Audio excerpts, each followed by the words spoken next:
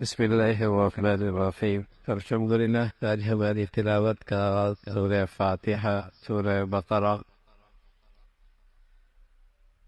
سورہ فاتحہ مختصر سی قرآن مجید کی صورت ہے جو قرآن کی سب سے ابتدائی صورت کہلاتی ہے۔ سورہ فاتحہ مختصر سی ہے لیکن سارے قرآن کا مضامین اس میں سموئے ہوئے ہیں۔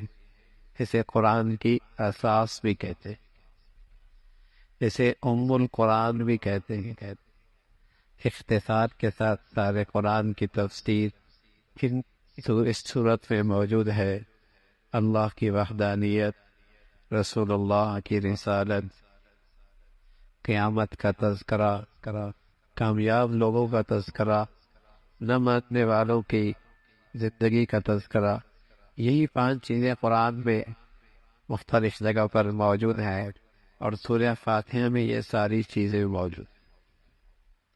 اس سورت کا ایک نام سورۃ الدعا بھی ہے اور یہ دعا کا طریقہ اللہ تعالیٰ نے خود بتایا ہے کہ جب تم مجھ سے مانگو تو پہلے میری حمد و ثنا بیان کرو اور اپنا احتیاج اور اپنی محتاجی کا اظہار کرو اور پھر اپنا مقصد سامنے رکھو۔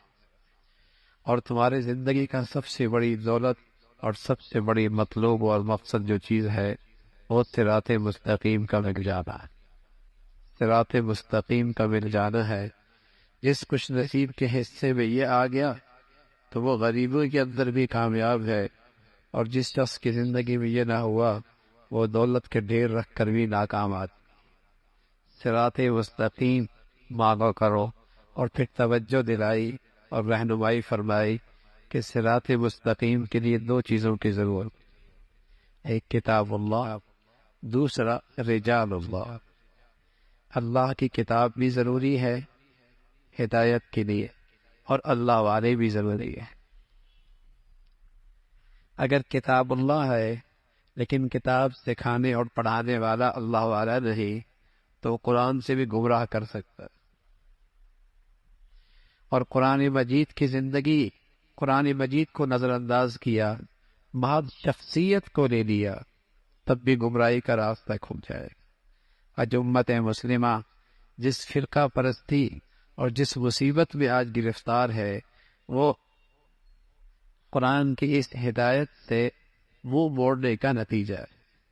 یا شخصیت کو لے لیا، قرآن کو نظر انداز کر دیا، یا کتاب کو لے لیا، شخصیت سے معروم ہو گئے۔ تو ہدایت کے لیے ضروری ہے کتاب اللہ بھی اور رجال اللہ بھی، اللہ والے بھی ہوں جو اس قرآن کے ذریعے اللہ سے جوڑ دیں، اور جو اس قرآن کے ذریعے اللہ والا بنا دیں، اور جو اس قرآن کے ذریعے قرآن کا پیغام دے۔ اگر کوئی بے دین آدمی کے ہاتھ میں یہ قرآن ہوگا تو وہ تو اپنے آپ کو اس انداز سے قرآن کی تفسیر کرے گا جس میں وہ اچھا مسلمان نظر آئے، خود نہیں بدلے گا، قرآن بدل دے گا۔ تو ہدایت کے لیے ضروری ہے کتاب اللہ بھی ہو، رجال اللہ بھی ہو، اللہ والے بھی ہو، اور اللہ کی کتاب بھی ہو۔ یہی وہ راستہ ہے جس سے ہدایت ملتی ہے، اور جس خوش نصیب کو مل گئی کامیاب ہو۔ پھر سورہ بقرہ کا تذکرہ ہے۔ بقرہ ایک گائے کا بقرہ ایک گائے ہے، اور چونکہ اس صورت میں ایک واقعہ ذکر فرمایا کہ ایک شخص نے اپنی چچا کو قتل کر دیا مال سمیٹنے کے لیے۔ چچا مالدار تھا، بتیجے جہاں کہ اس کی دولت کیسے آ سکتی ہے، اسے قتل کر دو۔ اور قتل کرنے کے بعد رات کے اندھیرے میں اس کی لاش کسی اور کے دروازے پہ ڈال دی۔ قریب تھا کہ دونوں کے درمیان جنگ اور ہتھیار اٹھ جائیں۔ اللہ نے موسیٰ علیہ السلام سے فرمایا کہ ایک گائے ذبح کرو، اور اس ذبح کی ہوئی گائے کا ٹکڑا اس مردے کو مارو، یہ مردہ زندہ ہو جائے گی۔ گائے بھی مردہ کر کے، زندہ کر کے نہیں، مردہ کر دو، اس کو ذبح کر دو، اور اس مردے کے اس گوشت سے اس مردے کو اللہ تعالیٰ زندہ کر دے گا۔ ایسے ہی کیا، زندہ ہو گیا، اور زندہ ہوتی اس نے اپنے قاتل کی نشاندہی کر دی، یہ میرا قاتل ہے۔ تو ایک طرف تو یہ اللہ کا معجزہ ہے، دوسرا اسی بنی اسرائیل میں کچھ لوگ ایسی بھی تھے جو مرنے کے بعد زندہ ہونے کا انکار کر رہے تھے، تو اللہ تعالیٰ نے ایک معجزہ دکھایا کہ جو اللہ مردہ گائے سے مردے کو زندہ کر سکتا ہے، اس ذات کے لیے زندہ کرنا کیا مشکل، اس ذات کے لیے کسی کو زندہ کرنا کیا مشکل۔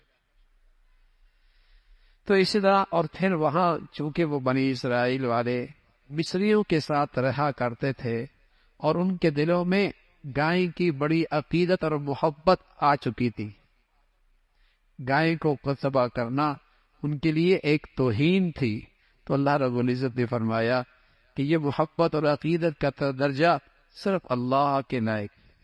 کسی مخلوق کے لیے ایسی عقیدت اور محبت جو اللہ کے شاعر شان ہے، یہ تو شرک ہے، یہ تو ساری اللہ کی مخلوق ہے، اس کو ذبح کرا کے اس عقیدے کا بھی اظہار کیا اور اس عقیدے کی بھی نفی کی۔ تو سورہ بقرہ کسی نسبت سے اس سورت کا نام بقرہ ہے، اور اس کے آغاز میں اللہ کے کلام قرآن مجید اس کی عظمت کا تذکرہ ہے، اس میں شک نہیں، اس کے احکامات میں اور اس کے پیغام میں اور اس کی ہدایت میں کوئی شک نہیں۔ اگر کوئی شک کرتا ہے تو وہ تو اس کی اپنی دماغ کی خرابی ہے، اس کی اپنی دماغ کی خرابی ہے، ورنہ قرآن مجید اللہ کا ایسا محکم دستور زندگی ہے جس میں کوئی شک کی گنجائش نہیں، اور اللہ سے ڈرنے والوں کے لیے اس میں ہدایت ہے۔ 3 مختلف لوگوں کا تذکرہ فرمایا جو انسانوں کی تقسیم ہے، 3 مختلف قسم کی۔ ایک وہ جو ایمان والے ہیں، اور ایمان والوں کی نمایاں خوبیوں کا تذکرہ فرمایا۔ وہ کیا ہے ایمان والوں کی نمایاں خوبیاں؟ وہ غیب پر ایمان رکھتے ہیں۔ اب غیب میں قبر بھی ہے، جنت بھی ہے، جہنم بھی ہے، مولا اللہ کریم بھی ہے، فرشتے بھی ہیں، یہ ساری غیب کی چیزیں ہیں۔ ان سب پر ایمان لے کے آتا ہے۔ دوسری ایمان والے کی نمایاں خوبی نماز کا اہتمام کرتے ہیں، تیسری زکوٰۃ دیتے ہیں، چوتھی ساری آسمانی کتابوں پہ، چاہے وہ تورات ہے، چاہے وہ انجیل ہے، چاہے وہ زبور ہے، جب وہ اپنے اپنے وقت کے نبی پر نازل ہوئی، وہ سچی کتاب تھی، اس وقت وہ سچی کتاب تھی۔ بعد میں ان کے کرندوں نے اور بعد میں جسے کہیں کہ ان کے ناخلف لوگوں نے اس کے اندر تبدیلی اور تحریف کر دی، تو ایمان والا ان پر ایمان لاتا اور آخرت کی زندگی پر ایمان رکھتا۔ یہ ایمان والوں کی نمایاں خوبیاں ہیں۔ دوسرا گروہ ہے وہ کفار کا ہے، جو کھلا کافر ہے، اور یہاں اللہ نے اپنے نبی صلی اللہ علیہ وسلم کو نصیحت فرمائی کہ آپ نصیحت کرتے رہیں اور دعوت دیتے رہیں، یہ ایمان نہیں لائے۔ اللہ حفاظت فرمائے۔ گناہوں کی ایک دنیاوی سزا یہ ہوتی ہے کہ آدمی نیکی کی توفیق سے محروم ہو جاتا، اس سے نیکی کی توفیق سلب ہو جاتی۔ دیکھتے نہیں آپ لوگ نماز پڑھتے پڑھتے چھوڑ دیتے، دیکھتے نہیں آدمی لوگ نیکی کرتے کرتے نیکیوں سے دور ہو جاتے ہیں، دیکھتے نہیں اللہ کا فرما بردار تھا اور اللہ کی نافرمانی کی طرف بڑھتا ہی چلا جا رہا۔ کیوں؟ کوئی ایسی گناہ کی نحوست ہوتی ہے جو اسے نیکی سے دور کر دیتی، جو اسے نیکی سے دور پھینک دیتی، زبان سے کی، دل سے کی، کان سے کی۔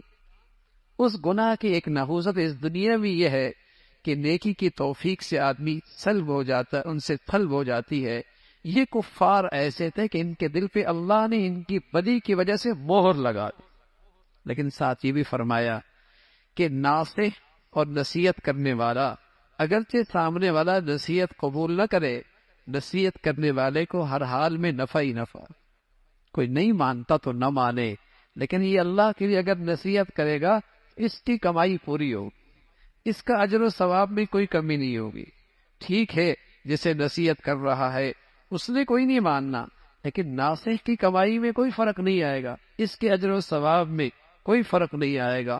اور تیسرا گروہ منافقین کا ہے، اور ان کی نمایاں خوبی، ان کی نمایاں عادات کا تذکرہ فرمایا کہ وہ دوغلا پن اختیار کرتے ہیں، وہ ظاہر کے کچھ اور ہوتے ہیں، باطن کے کچھ اور ہوتے ہیں۔ ان کے 2 رخ ہوتے ہیں، کہیں بیٹھ کر کچھ بات کرتے ہیں اور کہیں جا کر کچھ بات کرتے ہیں۔ ان منافقین کی ایک نمایاں خوبی ہے، وہ بڑے جھوٹے ہوتے ہیں، وہ بڑے جھوٹے ہوتے ہیں، اور ان کی یہ نمایاں خوبی ہے کہ وہ دین کا اور اہل دین کا مذاق اڑاتے ہیں۔ اور ان منافقین کی ایک نشانی یہ بھی ہے کہ وہ اپنے آپ کو بہت ہی عقل مند سمجھتے ہیں، حالانکہ قرآن کہتا ہے بڑے ہی احمق ہوتے ہیں۔ اپنے خیال میں وہ اپنے آپ کو بہت ہی عقل مند سمجھتے ہیں، اور جو دین والے ہوتے ہیں، اور خاص طور پہ دین والے وہ جو غریب ہو اور دنیاوی لحاظ سے ان کی کوئی حیثیت نہ ہو، انہیں وہ بہت معمولی اور حقارت کی نظر سے دیکھتے ہیں۔ یہ منافقین کی نمایاں خوبی ہے، اس کا تذکرہ فرمایا کہ یہ دین کا یوں مذاق اڑاتے ہیں اور اہل دین کا یہ مذاق اڑاتے ہیں، اور یہ جھوٹے ہوتے ہیں، اور دوغلا پن ان کا مزاج ہوتا ہے، اور یہ دو رخ والے ہوتے ہیں، کہیں کچھ کہتے ہیں کہیں کچھ کہتے ہیں، اور یہ تکبر میں مبتلا ہوتے ہیں۔ اپنے بارے میں ان کا خیال ہے کہ ہم ہی سب سے بالا تر ہیں اور ہم ہی سب سے زیادہ عقل مند ہیں، اور خصوصاً جب غریب دیندار ہو تو ان کو بڑی حقارت کی نظر سے دیکھتے ہیں۔ اس کا تذکرہ فرمایا۔ پھر اللہ رب العزت کی توحید کا تذکرہ ہے، اور اللہ کی وحدانیت اور بڑائی کا تذکرہ ہے، اور بہت سادگی کے ساتھ اللہ کی توحید سمجھائی گئی۔ زمین و آسمان میں اللہ کے قدرت کی ایسی نشانیاں ہیں، ذرا سی بھی عقل ہو تو اللہ کی وحدانیت سمجھ میں آ جائے۔ اور پھر اللہ کے نبی پر آنے والا غیر معمولی معجزہ قرآن کا تذکرہ ہے، اور فرمایا یہ اللہ کی طرف سے بھیجا ہوا کلام ہے، اور ساری دنیا اکٹھی ہو جائے اس جیسا کلام کوئی نہیں بنا سکتا۔ اور پھر اس کا تذکرہ کہ اللہ نے آسمان سے حضرت آدم کو بھیجا اور اسے مسجود ملائکہ بنایا، اور آدم کو اور اس کی اولاد کی ذمہ داری یہ ڈالی کہ وہ زمین پر اللہ کی خلافت کا کام کرے، اللہ کا دین دنیا میں زندہ کرے۔ یہ اس آدم اور آدم کی اولاد کی ذمہ داری تھی، اور یہی اس کی مرتبہ اور شان کی وجہ تھی کہ مسجود ملائکہ بنایا، کہ فرشتوں نے انہیں سجدہ کیا، اور وہ سجدہ تعظیمی تھا۔ لیکن اللہ کے نبی کی شریعت میں سجدہ تعظیمی بھی ممنوع ہے۔ سجدہ عبادت کا ہمیشہ سے حرام ہے، عبادت کا سجدہ صرف اللہ کے لیے۔ تعظیمی سجدہ جو ہماری شریعت میں السلام علیکم ہے، پہلی شریعتوں میں اس کے بدلے میں تعظیمی سجدہ کیا جاتا تھا۔ فرمایا اس امت میں وہ تعظیمی سجدہ بھی حرام ہے، عبادت کا سجدہ بھی حرام اور تعظیم کا سجدہ بھی اس امت میں حرام ہے۔ وہ تو ملائکہ نے حضرت آدم علیہ السلام کو وہ سجدہ تعظیمی بجا لایا، اور شیطان نے اللہ کے حکم کا انکار کیا، وہ راندہ درگاہ، اس نے سجدہ نہیں کیا۔ سوچنے کی بات ہے، سوچنے کی بات ہے، شیطان نے سجدہ نہیں کیا تو کافر کہلایا، ہمیشہ کا جہنمی کہلایا۔ اور آج کتنے مسلمان دن میں بھر میں کتنے سجدے نہیں کرتے، نہ فجر پڑھتے ہیں، نہ ظہر پڑھتے ہیں، نہ عصر پڑھتے ہیں، مغرب پڑھتے ہیں، نہ عشاء پڑھتے ہیں۔ اس نے ایک سجدے کا انکار، راندہ درگاہ جہنمی۔ اور آج کتنے مسلمان ہیں۔ تو میرے عزیزو، ایک عملاً اللہ کے حکم کا انکار کرنا لیکن اندر سے شرمندہ ہونا، یہ کافر نہیں ہوتا۔ اندر سے شرمندہ ہے، غلط ہوا، یہ تو مانتا ہے کہ سجدہ کرنا چاہیے تھا لیکن میں نے نہیں کیا۔ شیطان میں اور آج کے مسلمان میں یہی فرق ہے۔ شیطان وہ ہوتا ہے جو غلط کرتا ہے لیکن اس غلط کو صحیح سمجھتا ہے۔ ایک تو آدمی سود نہیں لیتا، ایک آدمی سود لیتا ہے لیکن شرمندہ ہے کہ نہیں لینا چاہیے تھا، اور دوسرا کیا کہتا ہے سود لینا ہی ٹھیک ہے۔ دونوں میں بڑا فرق ہے۔ ایک ہے عملاً کسی حکم کو نہ ماننا، نماز چھوڑ دی، فجر چھوڑ گئی، ظہر چھوڑ گئی، لیکن شرمندہ ہے کہ چھوڑنا نہیں چاہیے تھا۔ اور ایک یہ ہے کہ چھوڑنا ہی صحیح تھا، یہ شیطانیت ہے۔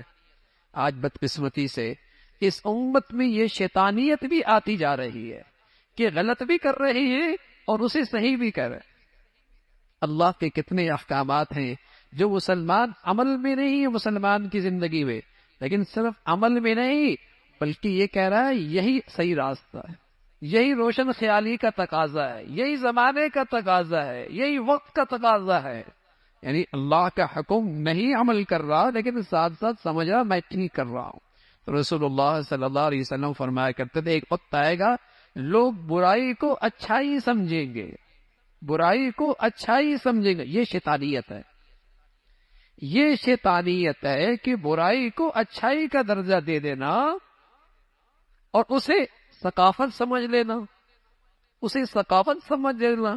بے حیائی اور فحاشی ہے لیکن اسے ثقافت کا نام دے دینا، اسے ترقی کا نام دے دینا، اسے روشن خیالی کا نام دے دینا، یہ شیطانیت ہے. اور ایک یہ ہے کہ ایک آدمی سے غلطی ہوئی، گناہ ہوا، شرمندہ ہے، اس سے آدمی کافر نہیں. تو شیطانیت یہ ہے کہ شیطان نے سجدہ نہیں کیا لیکن وہ کہنا میں نے ٹھیک کیا ہے، میرے پاس لوجک ہے، میرے پاس اس کی لوجک ہے اور میرے پاس اس کی دلیل ہے. اس لیے کہ آدم مٹی سے بنا ہے، میں آگ سے بنا ہوں، اوپر والا نیچے والے کو کیسے سجدہ کر. وہ یہ بھول ہی گیا کہ تیرا خالق کون ہے اور تیرا مالک کون ہے اور تجھے عقل کس نے دی ہے اور تجھے سمجھ کس نے دی ہے. اس ذات کا فیصلہ ہے کہ تو نے اسے سجدہ کر. تو وہ راندہ درگاہ ہوا. پھر بنی اسرائیل کا تذکرہ فرمایا جو امت محمدیہ سے پہلے ایک عظیم و شان امت تھی جس پر اللہ نے ان گنت احسانات فرمائے، بے شمار. اللہ رب العزت نے ان پر اپنا خاص کرم فرمایا کہ ان کا دشمن فرعون ان کے سامنے ہلاک ہوا اور ان کے لاؤ لشکر کے ساتھ وہ پوری کی پوری قوم برباد ہوئی. اور اللہ رب العزت نے اس بنی اسرائیل کو اس سے آزادی دی، نجات دلائی، اور پھر پتھروں کے اندر سے ان کے لیے چشمے جاری ہو گئے، آسمان پر بادل ان کے لیے سایہ بن گئے، آسمان سے ان کے لیے پکے پکائے کھانے اترے، اور ان کی خواہشات اور چاہتے اللہ رب العزت نے کئی بار پوری فرمائی، اور ان کو اللہ رب العزت نے دیگر اقوام پر عزت بخشی. لیکن نتیجہ کیا نکلا؟ بڑی احسان فراموش، بڑی ناشکری، بڑی ہی احسان فراموش. تو احسان فراموشی یہ آدمی کو اللہ کی نظروں سے گرا دیتی. ناشکری اس سے ساری عزت اور ساری نعمتیں چھن جایا کرتی، رسوائی، ذلت مقدر ہو جاتی ہیں. جب قومیں ناشکری کا ارتکاب کرتی ہے تو عزت سے انہیں اتار کر ذلت اور پستی میں ڈال دیا جاتا. تو یہ بنی اسرائیل کا حال ہوا اور یہ اس کا حشر ہوا. اس کا تذکرہ فرمایا بظاہر بعض چیزوں کو یہ مانتے تھے جو آسمان سے احکامات آئے تھے لیکن بعضوں کا انکار کرتے تھے. اللہ رب العزت نے ان کی مذمت فرمائی بعضوں پر ایمان لاتے ہو اور بعضوں کا انکار کرتے ہو. آج مسلمان بھی عبادت کا دین تو کچھ کر لے گا لیکن معاملات کا دین اس کے لیے بڑا مشکل. آج مسلمان بھی دو رنگ کا ہے کہ عبادت کا دین تو کچھ اپنا لے گا لیکن معاشرت کا دین اس سے دستبردار ہے. عبادت کے کچھ احکامات تو عمل کر لے گا لیکن معاملات کے احکامات سے دستبردار ہے. تو وَفَتُؤْمِنُونَ بِبَعْضٍ یہ بیماری پہلی قوموں کے اندر بھی تھی. بعض آسمانی احکامات پہ عمل کرتے تھے اور بعضوں کا انکار کرتے تھے. اس کی مذمت فرمائی اور پھر ان کا تذکرہ فرمایا. مسلمانوں کو تنبیہ اور خبردار کیا کہ دیکھو یہ اہل کتاب اور یہ کفار ان کی دلی چاہت ہے کہ تم اپنے دین سے دستبردار ہو جاؤ. ان کی دلی خواہش ہے کہ تمہیں یہ اللہ سے دور کر دے اور گمراہ کر دے. یہ ان کی دلی چاہت اور خواہش ہے اور یہ انہیں اپنے اوپر ناز بھی ہے کہ ہم چونکہ یہودی ہیں اور ہم چونکہ نصرانی ہیں جنت میں ہمیں نہیں جانا ہے. اللہ رب العزت نے فرمایا جنت کسی نسلی مسلمان کے لیے نہیں ہے اور نہیں کسی یہودی اور نصرانی کے لیے. جنت تو اس کے لیے جو ایمان لائے کے آیا اور ایمان کی زندگی اختیار کی. محض مسلمانوں کے گھر میں پیدا ہونے والا نسلی مسلمان جنت اس کے لیے بھی نہیں ہے، نہ یہودی کے لیے نہ نصرانی کے لیے. جنت تو ایمان کے ساتھ ہے اور ایمان کی زندگی کے ساتھ ہے. ایمان کے ساتھ ہے اور ایمان کی زندگی کے ساتھ ہے. اس کا تذکرہ فرمایا. اور پھر یہود و نصارہ یہ آپس میں ایک دوسرے پہ الزامات لگایا کرتے تھے اور ان کے اندر ناجائز جادو کا بڑا رواج تھا. ایسا جادو سیکھا کرتے تھے جس سے میاں بیوی کے درمیان تفریق پیدا کرنا اور ان کے گھروں کو اجاڑنا اور جدا کر دینا، اس کی مذمت فرمائی ہے۔ اور پھر حضرت ابراہیم علیہ الصلوۃ والسلام کا تذکرہ، اللہ نے ابراہیم علیہ الصلوۃ والسلام کا جو وہ مرتبہ عطا فرمایا ابراہیم بہت سارے امتحانوں میں کامیاب ہوئے، ان کی زندگی میں بڑی بڑی آزمائش اور امتحانات آئے، لیکن یہ ہر امتحان میں پورا اترے اور اللہ کی رضا میں اپنے آپ کو ہمیشہ سرخم تسلیم کیا، اس کا تذکرہ فرمایا۔ پھر ابراہیم علیہ الصلوۃ والسلام اور ان کے بیٹے اسماعیل نے بیت اللہ کی تعمیر فرمائی، اور اتنے عظیم الشان کام کرنے کے بعد بارگاہ خداوندی کے سامنے ہاتھ پھیلا کر کہتے ہیں اے اللہ قبول بھی فرما لے۔ اچھے اور نیک آدمی کی یہی شان ہوتی ہے، بڑے سے بڑی نیکی کرتا ہے لیکن اپنے خیال میں اسے بڑی نہیں سمجھتا، اللہ سے کہتا ہے اب قبول کر لے تو مولا تیری مہربانی ہو، اب تو قبول فرما لے تو تیری مہربانی ہوگی۔ یہی نیک آدمی کی علامت ہے، اور یہی کسی نیکی کی قبولیت کی نشانی ہے۔ ابراہیم علیہ الصلوۃ والسلام کی دعا ہے جو انہوں نے کی، اور پھر اللہ نے محمد رسول اللہ کی شکل میں وہ دعا قبول فرمائی، اور امت مسلمہ کی شکل میں آپ کی دعا کا نتیجہ نکلا، اور آپ علیہ الصلوۃ والسلام کی رسالت اور آپ کا دنیا میں آنے کے خاص مقاصد، قرآن کے الفاظ سکھانا، قرآن کا علم عطا کرنا، اور دلوں کو گناہوں کی گندگی سے، شرک سے، نفاق سے، گندگیوں سے پاک کرنا، یہ آپ کی دنیا میں رسالت کے خاص مقاصد تھے۔ اس لیے وہ بڑے نادان ہیں جو یہ کہتے ہیں صرف قرآن کے الفاظ پڑھنے پڑھانے سے کیا فائدہ۔ وہ بڑے نادان ہیں جو یہ سمجھتے ہیں کہ صرف قرآن کے الفاظ پڑھنے پڑھانے سے کیا فائدہ۔ نبی علیہ الصلوۃ والسلام دنیا میں صرف الفاظ پڑھانے کے لیے بھی آئے تھے، اس لیے کہ قرآن کے الفاظ ایک نور ہے جو اللہ کے اندر سے نکلا، جس کی زبان پہ آیا گویا کہ اس کی زبان پہ اللہ کا نور آیا۔ اللہ نے بغیر سمجھے بھی اس کے اندر نور رکھا ہے اور اس کا اجر و ثواب رکھا ہے۔ ہاں، سمجھنا اور سیکھنا کسی نیک اور اللہ والے سے یہ بڑی سعادت کی بات ہے، لیکن ساتھ ساتھ اخلاق کی تربیت بھی ہو، ساتھ ساتھ اخلاق کی تربیت بھی ہو، یہ بھی اللہ کے نبی صلی اللہ علیہ وسلم کے مقاصد نبوت میں سے تھے۔ اور پھر فرمایا ایک ماں باپ اپنی اولاد کو سب سے بڑی جو دولت دے سکتے ہیں وہ دین اور دین کی تربیت ہے۔ ایک ماں باپ جو اپنی اولاد کو سب سے بڑی دولت دے سکتے ہیں وہ دین اور دین کی تربیت اور اخلاق کی تربیت ہے۔ یہ کسی اولاد کو مل گئی تو باپ کی طرف سے بڑا تحفہ اور بڑی دولت مل گئی، اور کسی کی اولاد کو یہ دولت مل گئی تو اس ماں باپ کی خوش نصیبی کہ اللہ نے اس کی اولاد کے لیے اس دولت کو مقدر فرمایا۔ یہ بڑی دولت ہے، اسی کا تذکرہ کہ پیغمبر بھی اپنی اولاد کے لیے دین کی اور اخلاق کی تعلیم اور تربیت کی فکر کیا کرتے تھے۔ دنیا سے جا رہے ہیں، انہیں اپنی اولاد کی فکر کیا ہے کہ میرے مرنے کے بعد کئی دن دین سے دور تو نہیں ہو جاؤ گے۔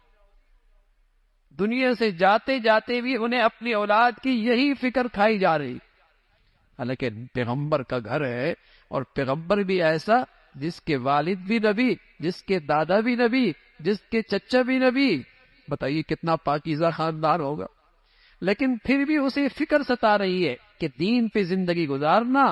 اور اب تو میرے بچے اور بچیاں ایسے ماحولوں میں جاتے ہیں جہاں ان بیچاروں کو کلمہ بھی کوئی نہیں آتا، جہاں ان کو قرآن کے الفاظ بھی کوئی نہیں آتے، جہاں انہیں اللہ اور اللہ کے رسول کا کہیں نام بھی نہیں سنائی دیتا، بلکہ انہیں دین اسلام سے بیزار کیا جاتا ہے۔ لیکن بدقسمتی ہے آج کا مسلمان اس بے دینی کے ماحول میں بھی اپنے اولاد کے معاملے میں فکر مند نظر نہیں آتا، فکر مند نظر نہیں آتا۔ تو دور اندیشی اور عقل مندی یہ ہے کہ اپنی اولاد کی دین اور اخلاق کی تربیت ہمیشہ نصیب ہو۔ پھر فرمایا اللہ کے دین کا ایک رنگ ہے، اگر یہ آ جائے تو وہ رنگ اس کی زندگی میں نظر آتا ہے، وہ اس کی زندگی میں نظر آتا ہے۔ پھر قبلہ کا تقبیل قبلہ کا تذکرہ فرمایا۔ مسلمانوں کا پہلے قبلہ بیت المقدس تھا، پھر حضور علیہ الصلوۃ والسلام کی دلی چاہت تھی کہ ابراہیم علیہ الصلوۃ والسلام کا جو قبلہ بیت اللہ ہے وہ میرا بھی اور میری امت کا ہو۔ اللہ رب العزت نے وہ چاہت اور وہ خواہش آپ کی پوری فرمائی، بیت اللہ آپ کا قبلہ ہوا۔